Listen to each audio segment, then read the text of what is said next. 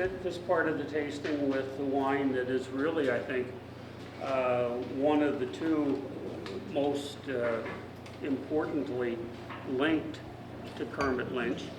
It's a wine that Kermit has imported almost since the beginning of his career, and it's a Chateauneuf de Pape from a producer called Domaine View Telegraph. The translation of that View is old, and telegraph is just what you'd think. But it wasn't an actual electrical telegraph that resulted in the name. The name comes about from a semaphore system that was developed originally by Napoleon. And the idea was that Napoleon wanted to be able to communicate with his troops in the south of France on the Mediterranean shore watch, if you will.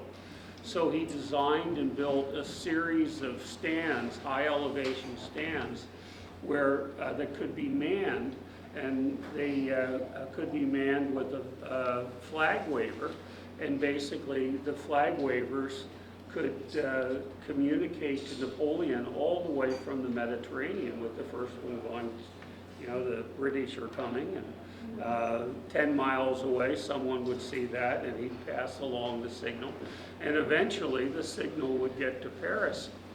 And Napoleon hired a really famous scientist, French scientist, to develop that system, and he finished it about a week before the telegraph was invented. Well, we're talking about bad luck with timing, I guess. So I don't know what he ever got paid, but there's a lot of these abandoned sites, and one of them is in Chateauneuf de Pape, and it's in a part of the Chateauneuf de Pape appellation that is now owned by the Brunier family. So when they began to search for a name, a logical name for their Chateauneuf de Pape, someone suggested they call it View Telegraph, and that's the way it worked for the ensuing 300 years. It's the